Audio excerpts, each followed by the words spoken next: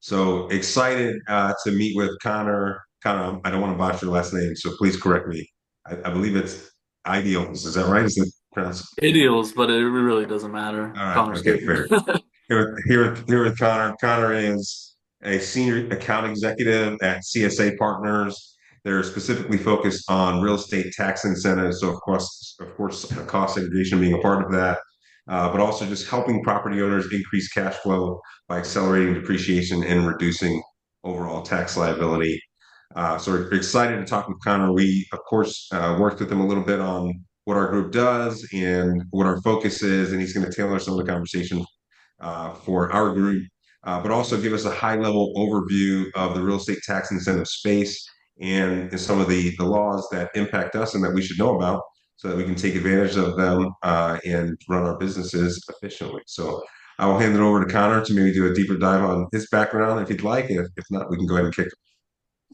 Sure. Yeah, no, appreciate you having me. As you said, I've been in the cost segregation tax incentive space for pushing 8 years now, 7.5, 8 years, focusing mainly on cost segregation. We also do what's called Section 179D and 45L, which we'll talk a tiny bit about for the builders. You might be familiar with that.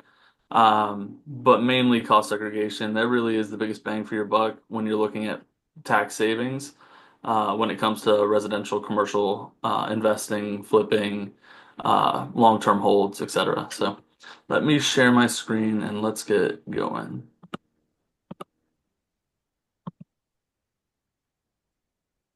Sorry, take me a sec.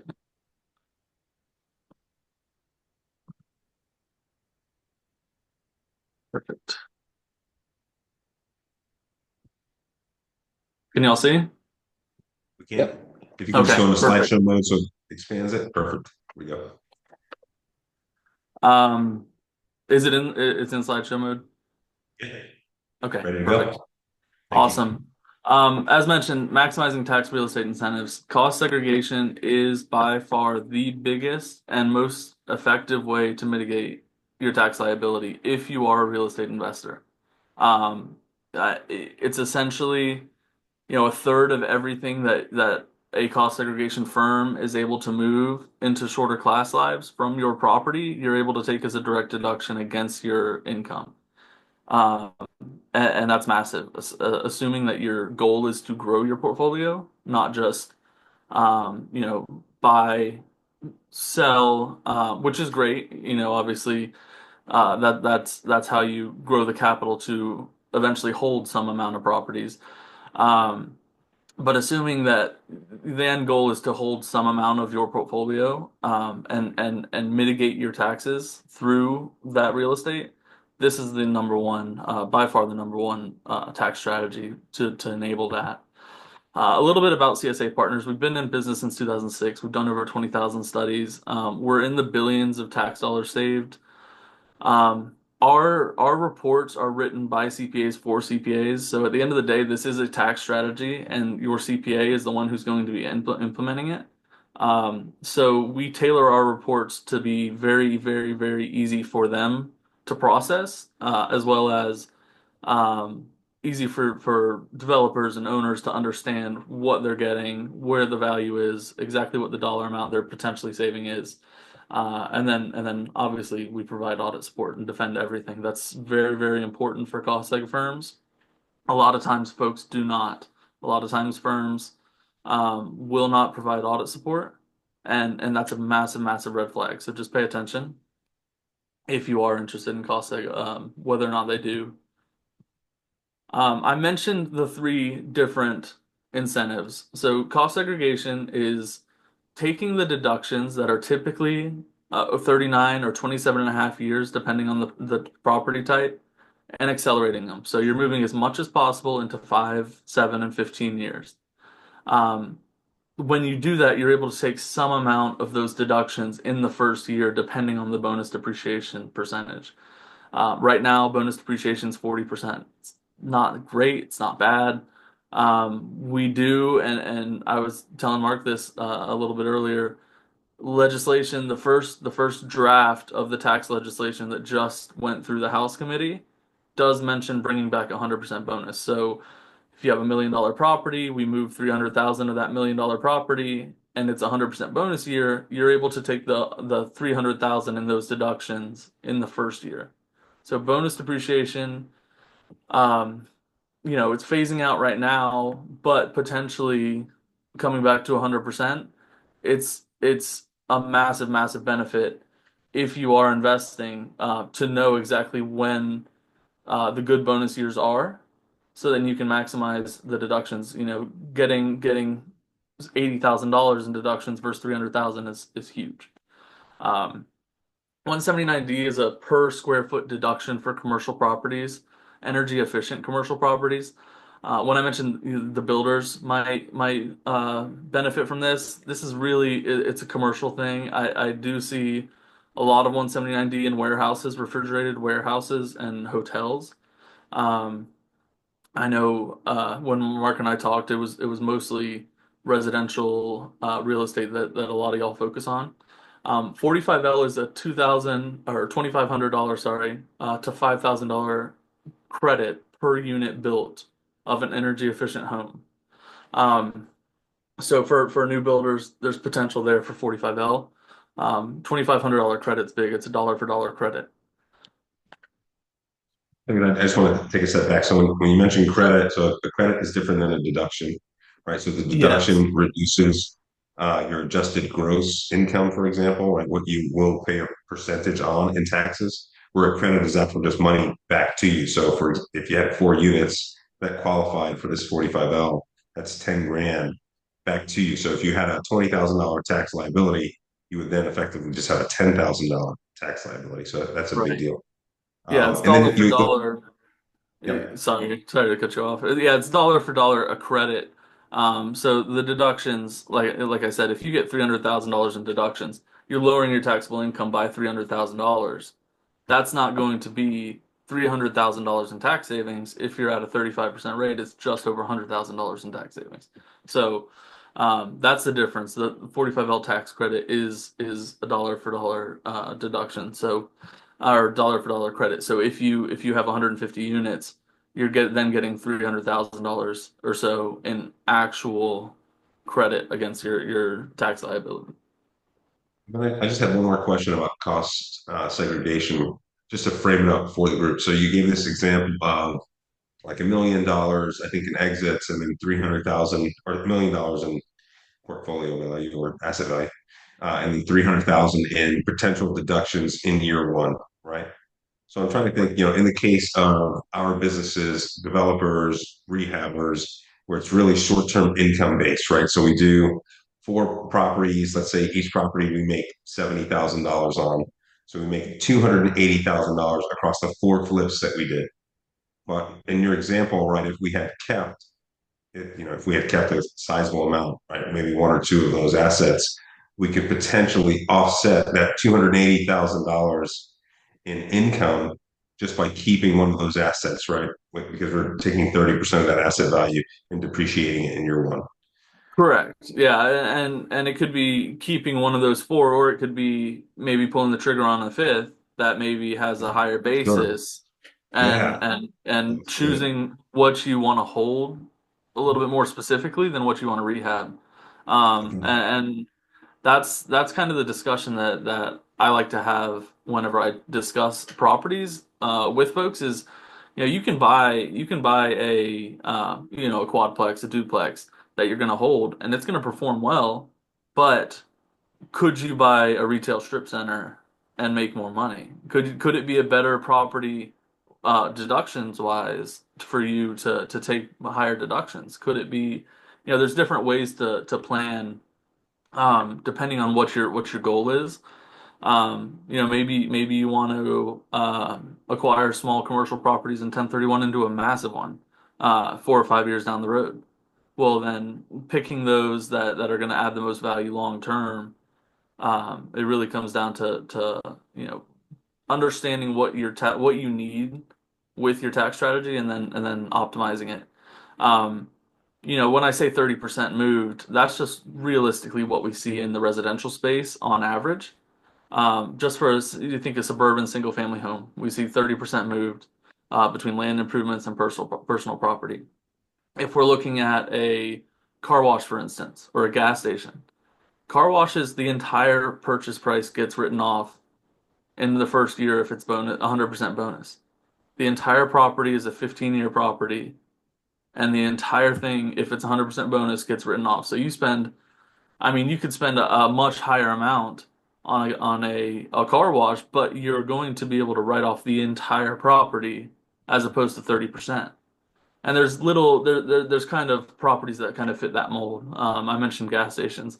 If the gas station brings in over 50% of petroleum sales, then the entire property is a 15-year asset. There's just these small little loopholes that can really help maximize your tax savings. So in your example, if you have a $250,000 liability, instead of buying $1 million property that you're going to move 30% to offset that liability, you could buy a $250,000 car wash, one of those do-it-yourself drive-through car washes. And, you're putting out less capital, but you're getting the same tax benefit. So, And just something to to think clarify, about. so we're all thinking through the right lens. So when we have this 30%, or you see that on average, this 30% deduction in year one, that's off of the cost basis of the property. That's just what we Correct. bought it for, right? Plus Correct. It's improvements, or just what we acquisition. bought it for? It's what you purchased it for less land. So you have to back out land. Yeah. Um, if you're in a more urban setting, land's going to be worth more. If you're, in the suburbs or you're outside of the city, it's going to be worth a little bit less. So, yeah, purchase price, less land. Usually we see about 30%. Um, this is kind of a little bit of a recap. What is cost seg and why is it important? It's just accelerating the depreciation deductions. Most property owners aren't going to hold properties for 39 years. They're not going to hold their properties for 39 or 27 and a half years. You're holding it for 3 to 5 years. You plan to move up or plan to flip it, plan to 1031 out of it. Um, so why should you wait that long, to take all the depreciation deductions, and the cabinets or the flooring or window coverings within a property that are 5-year assets, they're going to be fully depreciated by the time you sell it. But if you're straight line depreciating over 27 and a half years, you're only getting a 29th of your potential benefit of those assets. Um, what it allows us to do is front load your deductions. And there is what's called recapture, and we'll talk about that a little bit. Recapture is out there for folks that take deductions and then sell a property. Um, you do have to pay back those deductions, but it really comes down to the time value of money. As we've seen in the past 5 years with inflation, if you had $100,000 5 years ago and invested, it's worth exponentially more than this year. Um, so it really is time value of money when it comes down to it, and yeah, I always say it's a zero interest loan from the IRS until you decide to sell. It Once you decide to sell the property is when the interest comes due for the money that you're getting. So if you're taking deductions on a property and you're taking the front loaded deductions and then you are able to reinvest aggressively, which it sounds like a lot of this group is actively looking for investment opportunities, then you're really in a good position because you're getting the dollars now to build that portfolio and build that snowball and kind of roll those deductions into one another. Things we hear about cost seg all the time, it's only for large commercial properties. It really comes down to basis. So residential properties make sense depending on the basis. If it's like a 250 to $500,000 property, we can even use 250 as an example. If we move 30%, we're getting 70,000 in deductions. Okay, if it's 100% bonus year, $75,000 in deductions. And you're going to get about 25 to 30,000 of that in year one tax savings. So, for a residential property, the fee might be between, 3 to 3,500 bucks. Well, that's you're looking at, a 7, 6, 7, 8x ROI on a tax study for a smaller residential property. But it's just a numbers game. So the higher the basis, the more deductions you're going to get. Also, the more tax liability you probably have. depending on how much you're investing. Cost seg's limited to newly constructed properties. This was kind of true before 2017. There was no bonus on acquisitions, but with the Tax Cuts and Jobs Act, there is bonus on acquisitions. So, um, newly acquired properties make a little bit more sense now. Sometimes it doesn't make sense. Sometimes it does. It depends on if each individual tax situation. Um, Study must be completed in a year of acquisition. I hear this all the time. A lot of folks don't realize that if you have properties that you've held for 10 years, 20 years, you can still do a cost seg on them. You trigger what's called a 481A adjustment and catch up the depreciation. So, I have a client who had no tax liability, just had suspended losses for years and years and years. Well, they had a property that they placed in, it's a shopping center they placed in service 10 years ago. Well, we did the cost seg and we're able to, now that they're profitable 10 years later, we were able to mitigate their entire liability. And what it does is it triggers a 481A adjustment, which catches up all the depreciation you should have been taking, less what you've taken. Um, Cost seg studies are complicated and expensive. That's why there's companies like ours. And then I touched on this a little bit, and this is important. Understanding recapture tax upon sale. So when you sell a property and you're paying recapture, it's taxed at ordinary income rates, not capital gains rates. So there's a nexus of about 12% or so. Um, what I always kind of allude to is if you're taking deductions and investing well, you're probably mitigating that 12%, but you need to know that that is there whenever you dispose of the property. If you decide to 1031 out, you're deferring your gains, but you're also deferring your depreciation. So when you 1031 out of a property that you were holding and you've done a cost seg, we're not able to look at the entire basis for the replacement property. We're only able to look at the new basis, the new equity in that property. Um, so what I kind of say is, if you plan to grow your portfolio and 1031ing is part of that plan, it probably makes sense to do cost seg. Um, Cost seg is a tax loophole and it doesn't increase your chance of an audit. It's an accepted method by the IRS. Um, and when we're talking about methods, this is what we focus on. We do what's called the detailed engineering approach and the detailed engineering cost estimate approach. So if you were to build a new property, we would be looking at your actual costs that you spent on building that property, and then tying out what we can move to shorter class lives to maximize your tax savings. If we're looking at an acquired property, we look at all those same assets that are within the property, but we give them a cost according to what's called RS means, which is essentially an aggregate of costs across the country.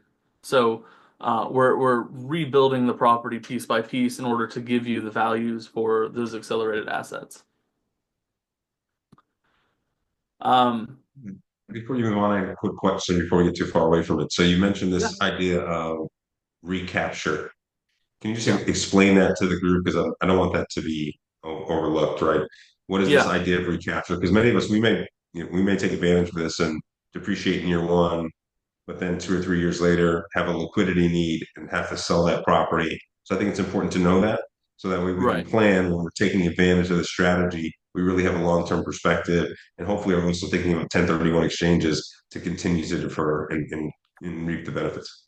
Yeah, so recapture is essentially the tax that the IRS makes you pay for taking deductions, for taking depreciation deductions. So if you straight line depreciate, you're going to pay recapture on whatever amount of straight line deductions you take.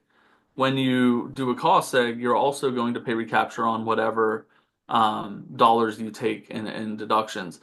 What I will say is, say for instance, 20% of the properties move to 5 year. If you sell the property in year five, those assets are worth exponentially less on the books than they are in year one, and that lowers the recapture a little bit. But there is still recapture upon sale. So when you sell when you sell the property, you're essentially paying back the deductions that you were taking. You're not paying back the full dollar amount, but you're paying tax on the deductions that you took.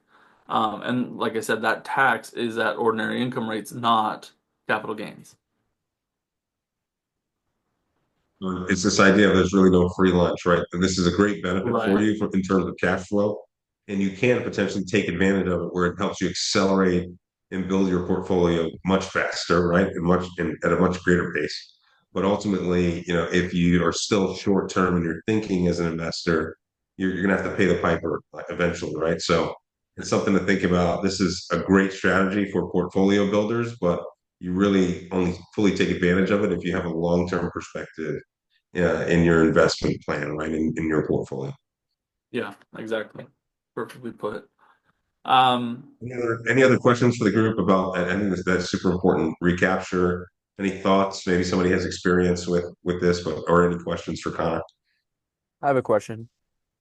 Does anything change when your exit is at 1031? Yes. So when you are exchanging, when you're exchanging property, say you have a $500,000 property, you're selling, looking for a replacement property, you're deferring the capital gains on that property. But then when you trade into the new property, you keep depreciating the equity portion of the first property the same way, and then the new equity is what you would essentially look at to depreciate on the new property. So you trade a $250,000 property into a $500,000 property. When you look at the replacement property, the 250 depreciation that is from the original property is continuing the depreciation line, and then the new 250 is your quote step up in basis that you're Okay. able to look at. But yes, it does affect it, and that's kind of why I kind of have the conversation of if 1031 is in your plans because you don't want to pay capital gains, you're kind of also deferring the deductions. So front loading those isn't really going to harm you until you sell, which at that time you're getting hit with all your capital gains for however many trades as is. Um, but I want to make sure yes, we answer yes, this question. So we have a property, we bought it, and we use this depreciation strategy doing a cost segregation study, right? So we got 30% off of that cost basis as a depreciation against our adjusted gross income year one. right, Then 3 years later, we 1031 exchange, which is a like kind exchange. So we go into another asset, right? One piece of property to another, and we're taking the capital gains from the first sale and we're just transferring them over to the other transfer property. When that occurs, there's no tax implication normally. The question I think is there a recapture implication at that transfer stage, right? Where we go from property one to property two or property A to property B. Is there a recapture implication? Because there's no tax implication. That's the point of the 1031. But is there a right. recapture implication? I do not believe so. No, I believe it all gets deferred. Yes. It all gets deferred. And then you Yeah. mentioned we have this old 250 from that first property, and we're still straight line or we're still depreciating according to the schedule from that first property. And then we have the second one, that stepped up basis. So that additional 250 now has its own calculation that will Correct. And it depreciate would it would according to the schedule. start depreciation. Yeah, correct. It would start depreciation when you place that replacement property in service. Yeah. Okay. Does the timeline for that replacement property reset, or is it a continuation of when you had the cost seg on the first one?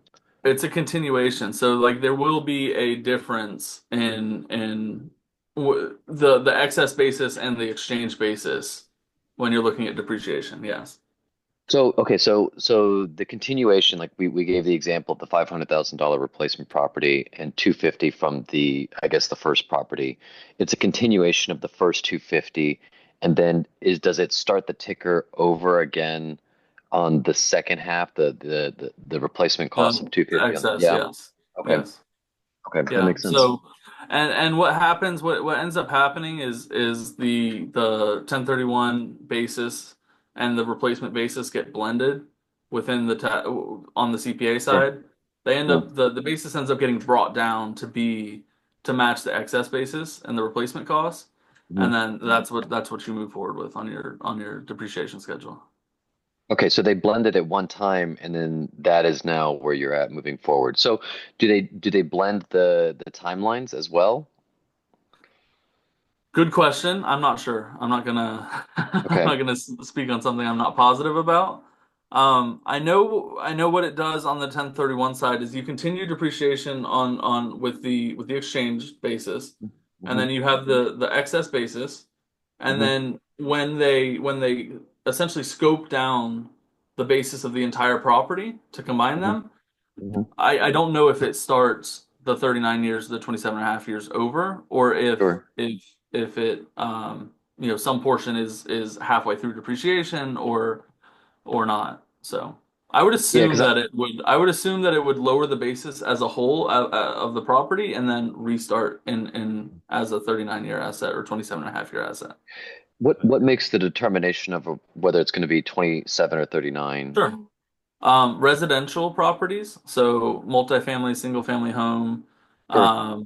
the duplexes, long-term rentals are going to be Hmm. 27 and a half, Okay. apartments, and short-term rentals, commercial properties, hotels, that's going to be a 39-year asset. So 39, if you think Okay. about it, is commercial. They expect Commercial. Yeah. the IRS says the building's going to last longer. So since it's a commercial property, it's built to last longer. For residential properties, they know that there's a lot of wear and tear. People are going to be there all day, every day, living throughout these properties. So they give it a shorter class life, so you get a little bit more benefit for Okay. residential. Yeah. Okay. Solid. So it makes sense to do the cost seg kind of up front and then 1031 in, as many times as you want, honestly, right? Correct. Correct. Okay. And just knowing that when you exchange, you can only on the next property look at the step up in basis. So, Right. for instance, I think I actually told this example to Mark. I have a client who started with a storage portfolio. So he had two storage self-storage units. And now he's got over $40 million in properties, and they were all 1031 exchange value adds.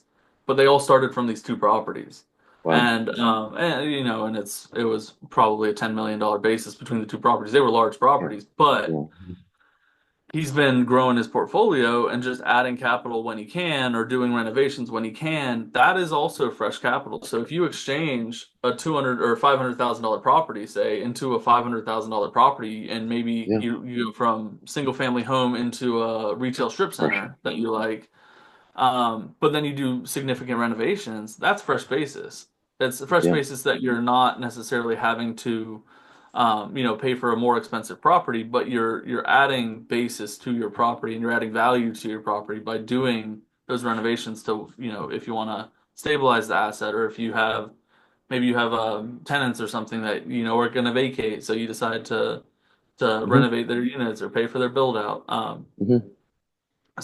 But knowing that the original basis that you exchange is Hmm. essentially not going to be touched again once you exchange it Sure. is important. Does it make sense to 1031 in any situation to a less expensive property where your basis is lower? I've seen so that if you 1031 into a property that is worth less, you then open yourself up to capital gains and recapture on the assets on the portion you didn't find a Okay, so replacement you're for. losing out. Yeah. You're losing out, but I have seen people, for instance, I've seen a guy had it was like a $3 or $4 million triple net lease property, Walgreens or something, and he exchanged into 4 or 5 of these drive-through coffee places that were a Okay. million dollars a pop. So I've Okay. seen people exchange into more properties, but I haven't seen them Okay. exchange down in value. Got it. Yeah, makes sense. I've got a question for you. Um, do you do any kind of improvement exchanges? Because that would be basically a scenario where you would buy a lesser, a property that's worth less or a lower price point, and then you're Right. still using some of the proceeds from that sale to renovate that property. So as long as you're using the 500,000 into another property, you're just notating how much of of those Right. proceeds you're use to renovate that property. Is Is that that or have you done that? I'm curious. Have you done that in the past? Okay. Yeah, I was gonna say, well, what I would think based on that is one, does it mess up the 45 days or 180 days you have to find a replacement property? Or two, so you're saying you can earmark funds from a 1031 into renovation. That's awesome. Yeah, yeah. but I think, you David, still what have like you always have to think when you're doing that, you're still using leverage on the transfer property. So you're still levering up, right? So you sold the property at $200,000 in capital gains. You took that 200,000 and you bought the next property. You put 100,000 into the down payment and then 100,000 into renovations. But that next property is probably worth 700,000 after you think about the leverage that you use from the lender to acquire the property. So I think the idea when you go 1031, and that's of course not Connor's expertise, his cost seg specifically, but when you go 1031, you're still levering up. That next property is still more expensive, right? Because you're using leverage, even though you're doing the improvement, Right. option. How have you, David, if you don't mind me asking you a question, how have you seen when you say exchange a $500,000 property into 250 plus reno, how have you seen, like, has that been a good value add? Has that been worth buying a lesser property and then using those funds to fund the reno to add more value?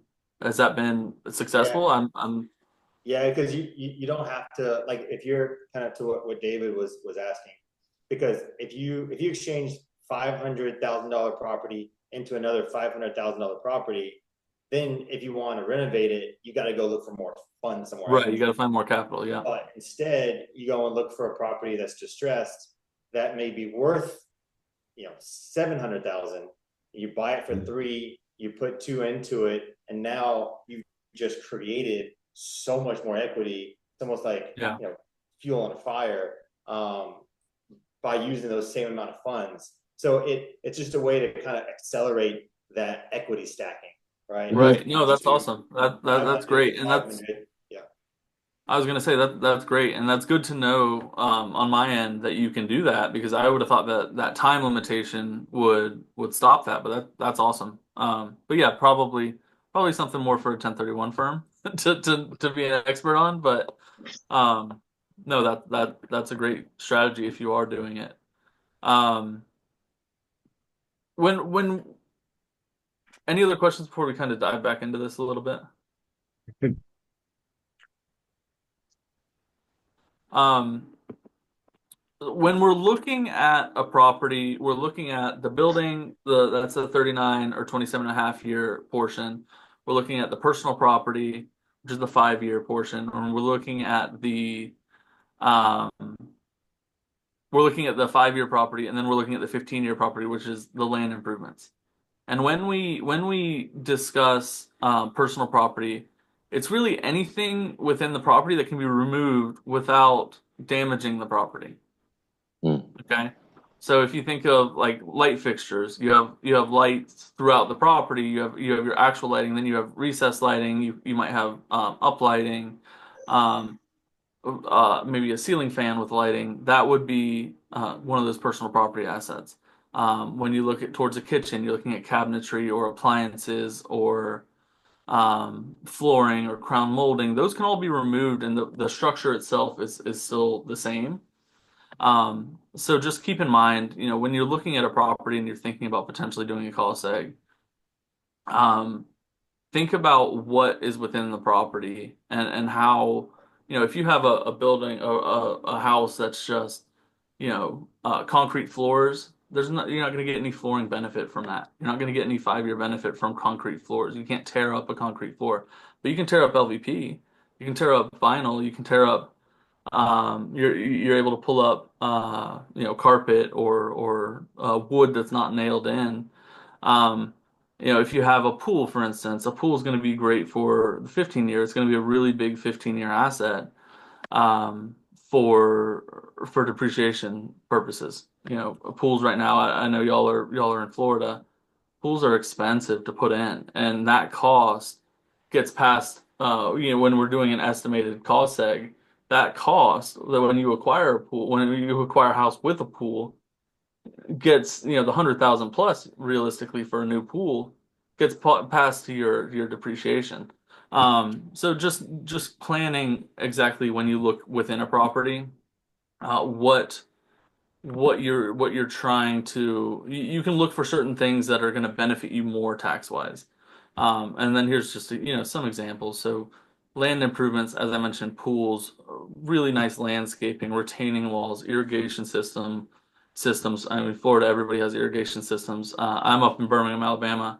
Nobody has like not a single house. It's clay. It's really hard clay, and it's just not worth it to put in sprinkler systems. Curbing, gutter, sidewalks, and then driveways and parking.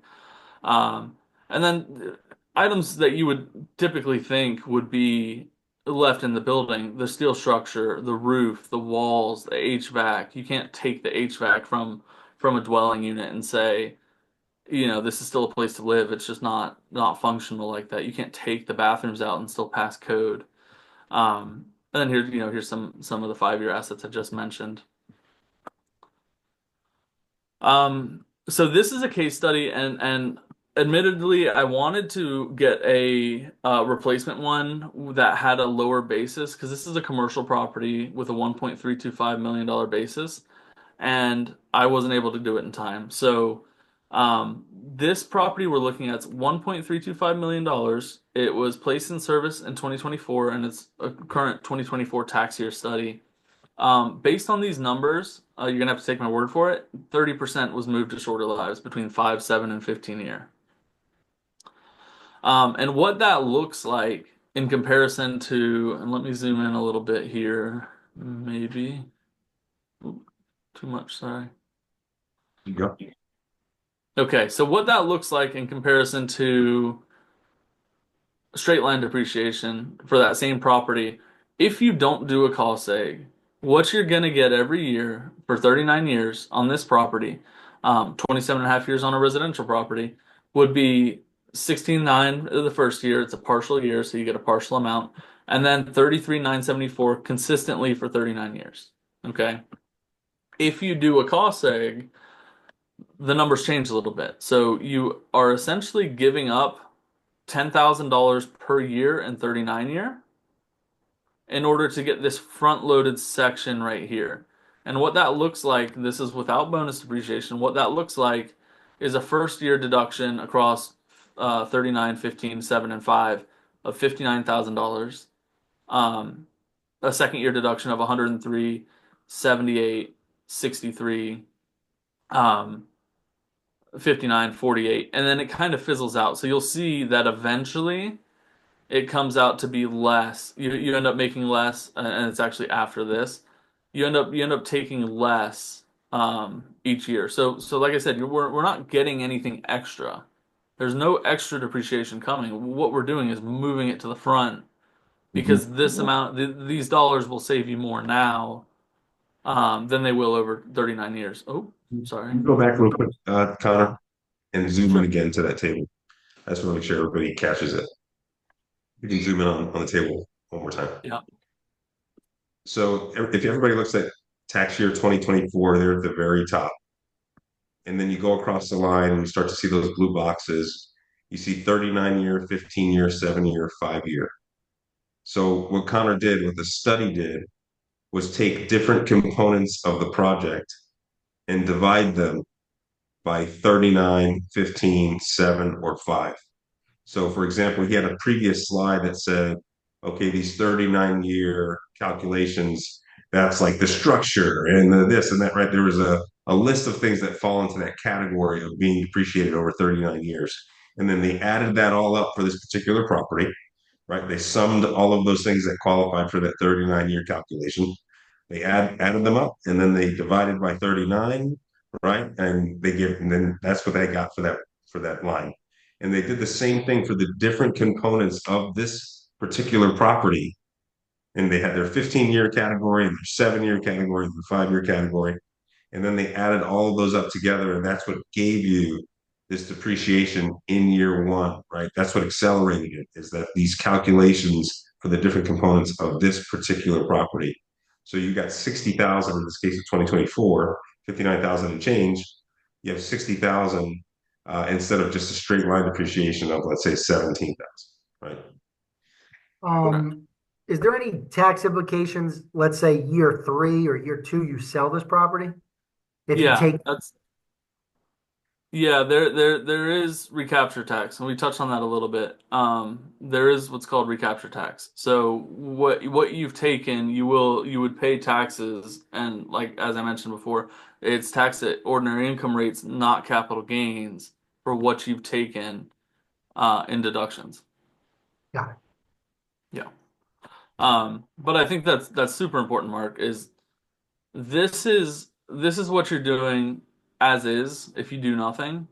And then front loading and taking the depreciation via cost seg um, really gives you that money up front to reinvest, to look at other properties, um, to do whatever, honestly, whatever you want to do. I always tell people don't go on vacation with the money, but you could.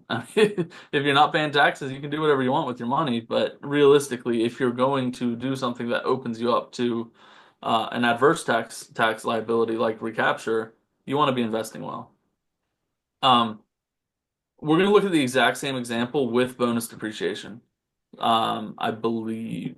But this is just a little bit about bonus depreciation. So bonus depreciation, as I mentioned, for acquisitions came about in 2017 and it phased out in 2022 at 100%.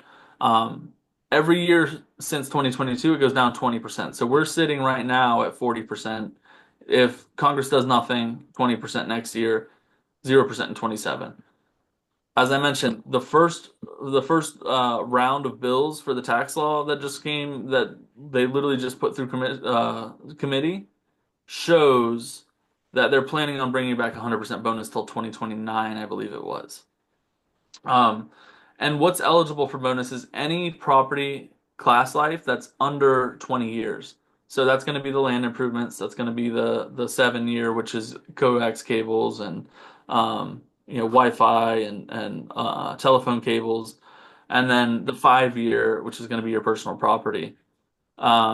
And it's all dependent. Bonus is dependent on when you put the property in service, not when you do a cost seg. So if you have a property from 2019 or 2022, you still get 100% bonus, even if you didn't do a call seg in 2019 or 2022, because it has to do with when the property was placed in service. Um, and that's why I tell people all the time, some of your older properties might be more beneficial than looking at a newer, more expensive property that you bought this year, because of bonus depreciation specifically. Um, And then this is that exact same example with 60% bonus. So 2024 was 60% bonus year. Um, if you take 60% bonus on this property, those same deductions, 33974, the same 30% moved, the first year benefit is $270,000. And then you'll see really quickly where it plateaus out to be less than the 33, but still a decent amount. I mean, it's still a pretty decent amount of depreciation. So you're sacrificing $5,000 a year, from year seven on, essentially, to get 270,000 in the first year when we're looking at bonus. Um, I mentioned this a little bit, catch-up depreciation. It's not use it or lose it. So if you didn't do a call seg study in the past, you didn't miss your chance. We can look at projects, back up to 39 years technically legally. There would be no benefit, but we could look back indefinitely, to catch up the depreciation. Um, and then what we would be doing with that 481A adjustment, that catch up basis, is catching up everything and then subtracting out what you've already taken. So you don't get to, accelerate all of it and then also take an extra straight line amount, which you've been taking every year. So they back out the straight line that you've taken as well. Might be frozen.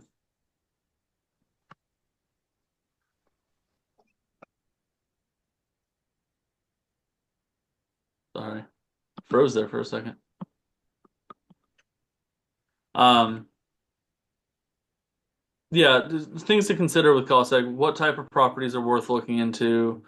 Um, I mean, David just gave a great example. If you 1031 into a property from a property and can use the money from that sale to fund your renovation and stabilizing of that property, that's massive. Um, but on the original property or the replacement property, you want to make sure that it's a property that's going to also be a good cost seg candidate. When does it make sense to do a cost seg study? The easiest time is when you acquire or build a property the current year, because you don't have to file what's called a Form 3115 and catch up the depreciation. Um, that's a tax question. And then realistically, to look at a property, we just need the address and purchase price. The address and purchase price is the bare minimum that we would be able to give you an estimate on a property. Realistically, if it's a property bought in the past, we would need the depreciation schedule. We need to see what land was taken out. But if it's, if for instance, Mark's looking to buy a property to hold, if he has an address and what he's potentially thinking to offer, we can give him an estimate and say this is what we think your tax savings are going to be within a few percentage points, based on the 20,000 studies we've done in the past, and that kind of gives you the investor a little bit of a clue into what maybe your tax liability, maybe exactly what you need to write off or what you need to deduct. And that gives you a little bit of leeway to invest a little bit more freely, if you know exactly what your potential tax savings is going to be. So, question on you've referenced new builds a couple times. Sure. Um, so let's say you buy land for, I don't know, 200 grand.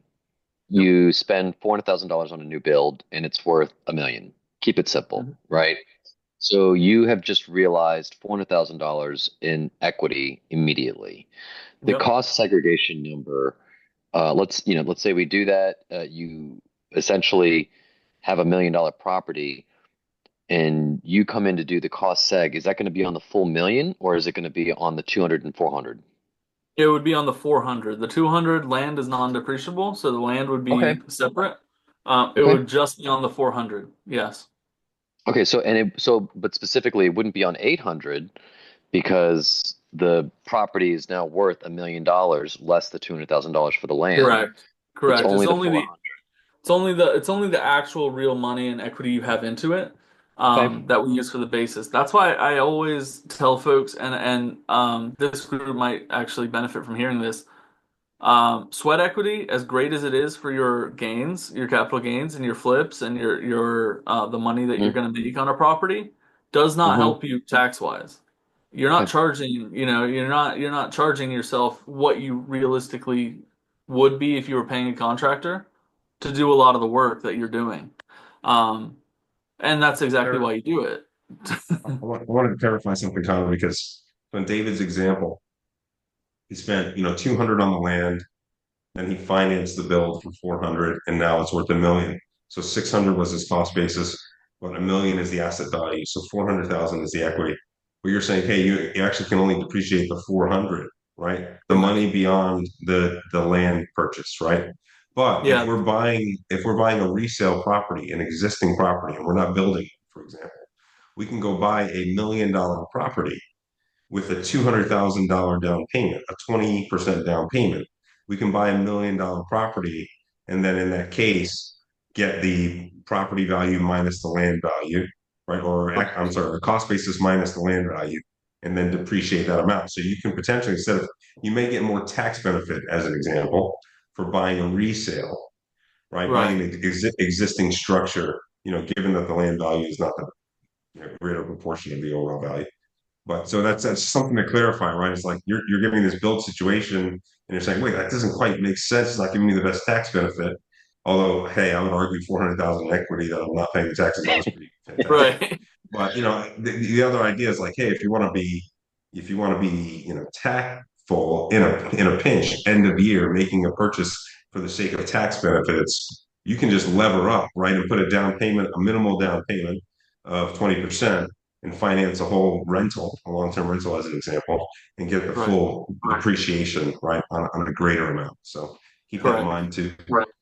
Yeah, and you're never gonna make as much as you will if you do your own builds. So you're never gonna, the return's not gonna be as much as if you do what you said, David, where you buy land, build. The return's gonna be higher. But maybe that's two separate things. Maybe that's a property you're looking to create equity with the Yeah. flip. And maybe you're looking at something else in order for tax purposes that isn't. Well, Wow. yeah, I guess I'm thinking like, in the scenario where you buy the land for 200, you improve it for 4, and it's worth 1 million. Let's say you go ahead and sell that property, right? Hmm. And now you pay off that $400,000 loan for the new construction and whatever, your cost basis was on the land. So, you got 400 grand in equity now that you just realized on the sale of this property. You could essentially kind of do what Mark is saying, go out and buy a much more expensive property, 1031 into that, right? And now let's say you've got, I don't know, a $4 or $5 million property or whatever 20% would, get you into, and then you cost seg that, right? Right. Yeah. You cost seg the step up, yes. Step up. Yes. Yeah, Right.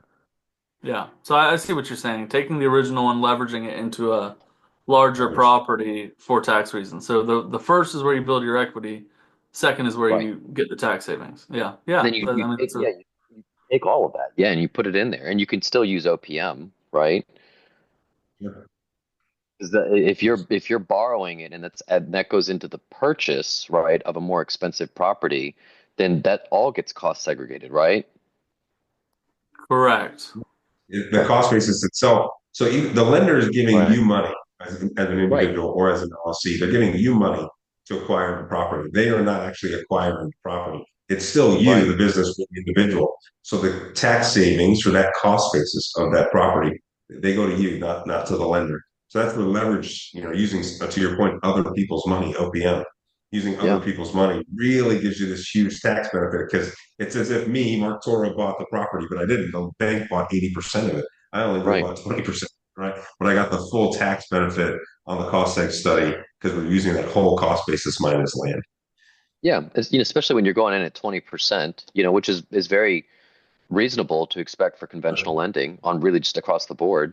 You go in at 20% and then you use 80% of OPM, you can leverage that entire amount minus, of course, the land, right? To do the cost seg. So you're tapping into, yeah, and in certain cases, hundreds of thousands of dollars, or potentially, if the deal is big enough, millions of dollars in tax savings, right?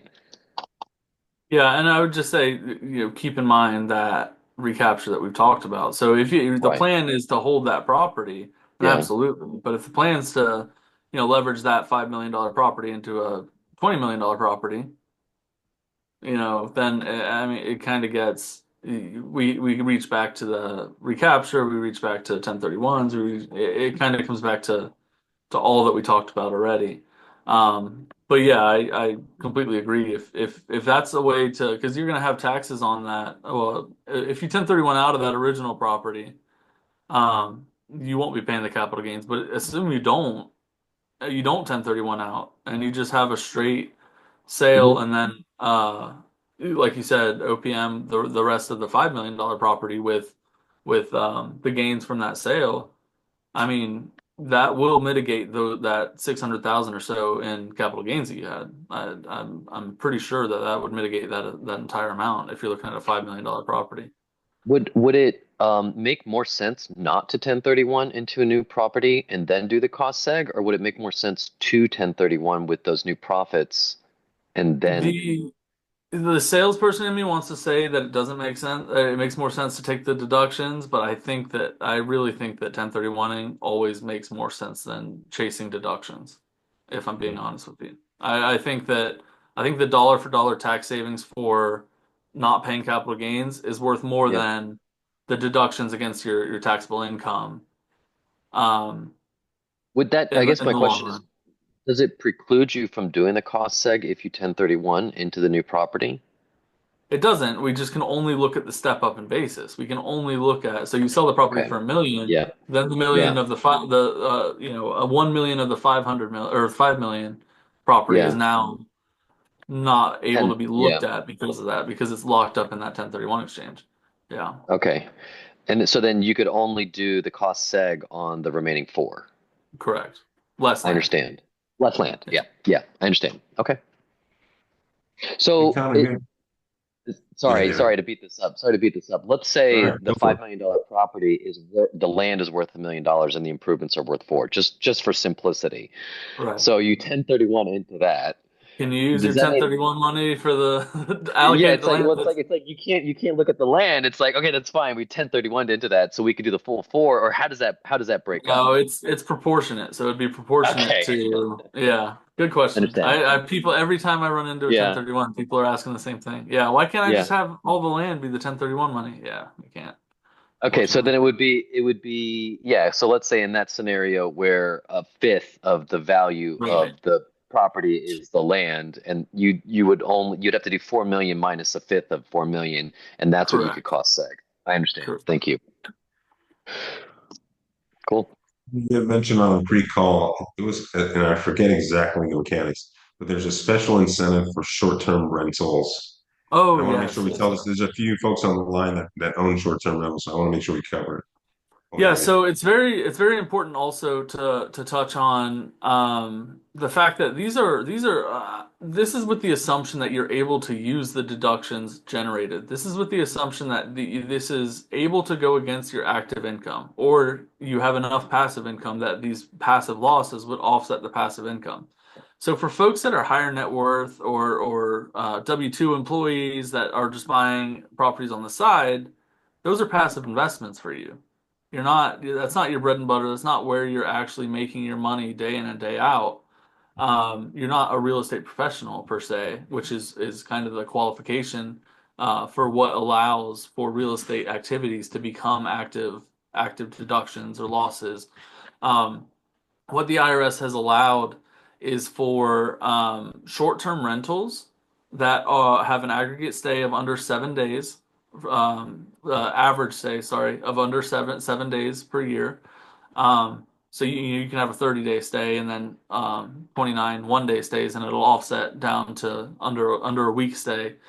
So the average has to be under a week stay. Um, and you have to hit one of seven qualifications in order to qualify. But what you're able to do is folks that normally would have passive investments in real estate or higher net worth folks, doctors, lawyers that are investing on the side are able to take Airbnbs. And this might be why you see a lot of Airbnbs popping up that just aren't performing well. They're only taking them as tax havens, essentially. So you'll see, um, if you say, for instance, one of the six rules or seven rules that you can hit is you spend 500 hours on the property. Well, a lawyer's not going to be able to spend 500 hours on a rental property that he has, yeah, at a condo at the beach.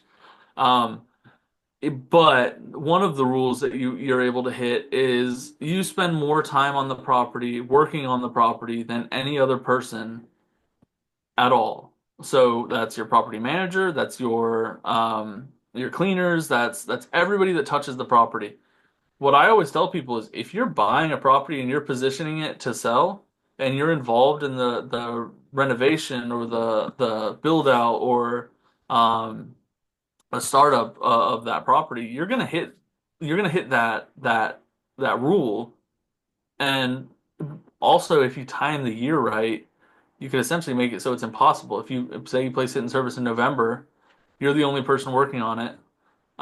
Your time is going to outweigh everybody else's. So there's a way for folks that have short-term rentals to actually use the deductions that would typically be passive as active deductions against their W-2 and 1099 income. Um, but it is a short-term rental specific loophole. Um, and short-term rentals are depreciated as hotels. So they're depreciated as commercial properties, as not as residential properties. So it's 39 years instead of 27 and a half. But, 100% bonus year, that really doesn't matter because you're getting that lump sum in the first year.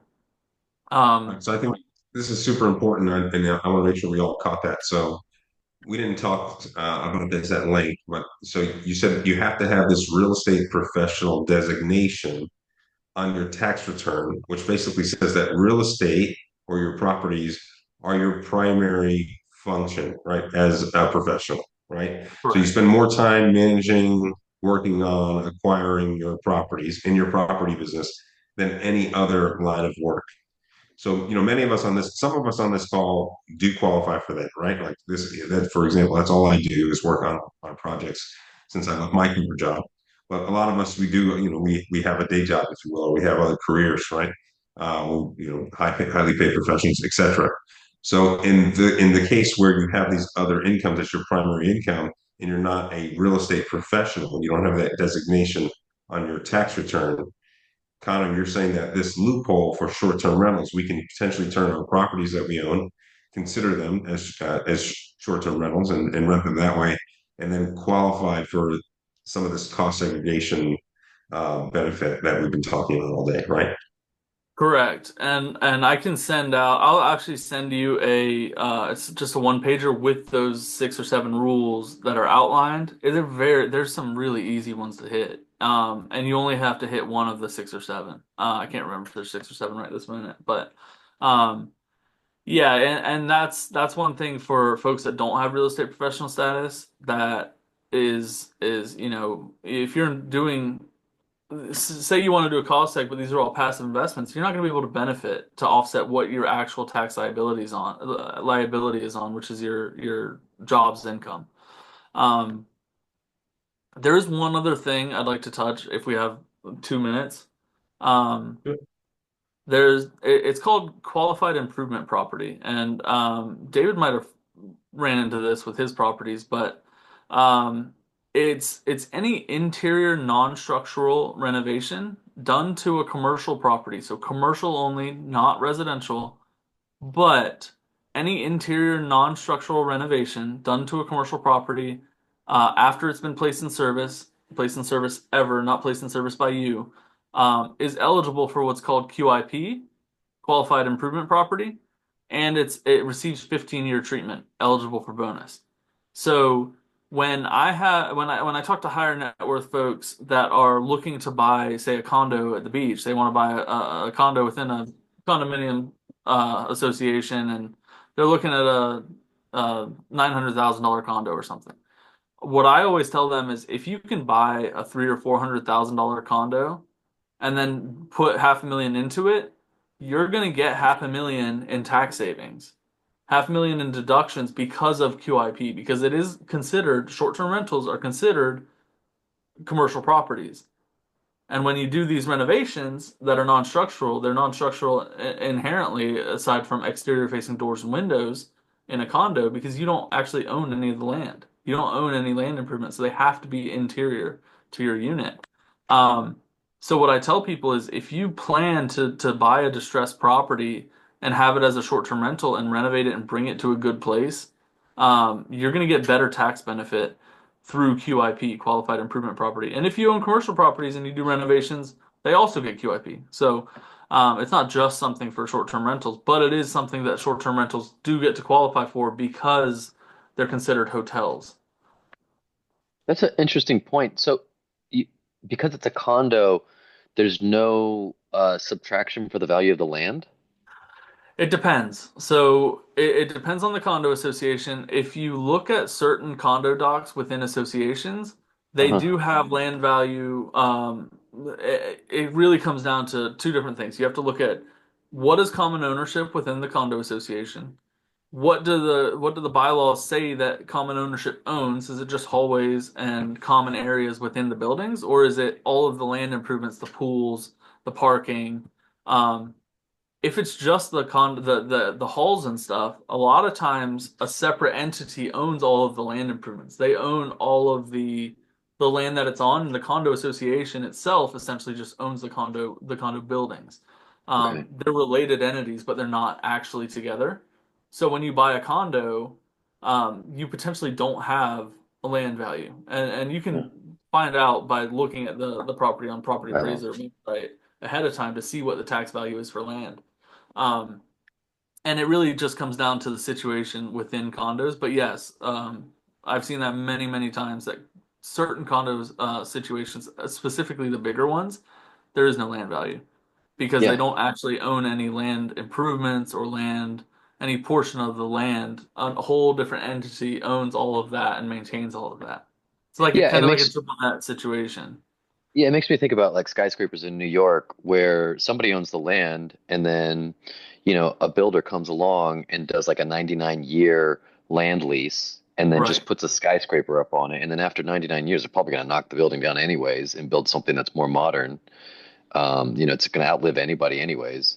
Yeah. So in those situations, you can go in and buy that $300,000 condo, and that can be all of that can be potentially cost segregated, and then you somehow find a way to dump $500,000 in interior. I mean, that's a really nice renovation right there. Yeah, I mean, Um, and that's a kind of a drastic example, but if you're looking at a Airbnb, say it's an Airbnb, I do a lot in the Ozarks, for sure, okay, instance. So I do a right. lot of big houses along the lakes in the Ozarks, and what they do is they'll buy these kind of just beat up stilt houses, and then they'll put like hundreds and hundreds of thousands into renovating and build. The just a new dock is a couple $100,000 sometimes for some of these Sure, boat docks and lifts and absolutely. so what they'll do is they'll find something that potentially needs a lot of work, but you're going to get the upside of the capital gains because you're adding value to the property, but you're also adding the QIP for your short-term rental and for your tax savings by doing this interior non-structural renovation to the property. So yeah, that's the key though, is you want these interior non-structural renovations. Right. So, like you said, cabinets, light fixtures, obviously, like I, would countertops count as that? Yeah. Yeah. Okay. So interior non-structural means anything that is not, I mean, you could renovate if you buy a normal house and renovate a bathroom, it's always part of the building. But if you Yeah. buy a commercial property and renovate a bathroom, it's considered QIP because it's interior non-structural. So you're moving walls, it's structural. If you're moving any exterior windows or replacing exterior windows or doors, it's Structural. structural. HVAC, roofing, that's all structural. Siding, structural. But if you do anything else on the interior, anything, I mean, you could literally rebuild the entire interior of a property. And as long as you're not doing structural stuff, exterior facing stuff, that a good portion of that, and realistically, it's probably 85 to 90%. There is some stuff that's going to be structural. You're going to move walls. You're going to do some amounts of plumbing. So plumbing to the bathroom, for instance, the bathroom Hmm. build out is non-structural, but the plumbing to the bathroom is considered structural. Yeah. So there's going to be portions that aren't considered, but it is a big tax savings to know that any money that you put into that interior build out, you're going to be able to get essentially a third of it based on your tax rate back Yeah. in deductions. So Where does and that's like I said, it's exclusively for commercial properties, which is where that sure. short-term rental loophole kind of funnels people into. Where does paint fall on that? Um, Not really so I'm structural, torn. I'm torn on paint. It's I'm it's torn not on holding the paint. building up. So paint itself is considered a 39 or 27 and a half year asset, but Okay. there's what's called the routine maintenance safe harbor that you're able to take. And if you have an activity that you're going to do twice in a 10-year period, Hmm. then you can essentially write off the cost of doing that activity. Okay. So commercial properties, they stripe their parking lots and they paint their Yeah. buildings. And they plan to do it twice in a 10-year period, year one, year 10. And then they're able to take that as a write-off as opposed to, so you would essentially just be expensing that. Yeah. Um, and it all comes down to intent with the IRS. So the intent has to be that okay, well we're painting, but we're also planning. We're going to plan to paint again, um, within the 10-year period. Which most realistically in Airbnb or something, you're going to have to, or with a house Yeah. with tenants, you're going to have to. So I would be writing all that off anyway. Okay. Anything under $2,500, if you can get an invoice for under $2,500, there's what's called a de minimis safe harbor. Write it Hmm. off. I would, Okay. I see a lot of apartment owners or hotel owners specifically. What they'll do is they'll buy 100 um, bathtubs, and it's one line item, 100 for $100,000 instead of 100 line items at $1,000, which they could write the entire thing off through de minimis. So a lot of what our company does and what I do is kind of consult on those kind of things as well, is planning exactly how to best um, structure what your plans are, what you want to do with a property, or what somebody wants to do with a property in order to maximize those savings. Awesome. No, we're a little over on time. I just want to open up to the broader group for last minute Q&A or thoughts from anybody. Any last questions for Connor? This has been awesome. I've learned a ton. I hope you guys got a lot of value from it. And any questions from the group?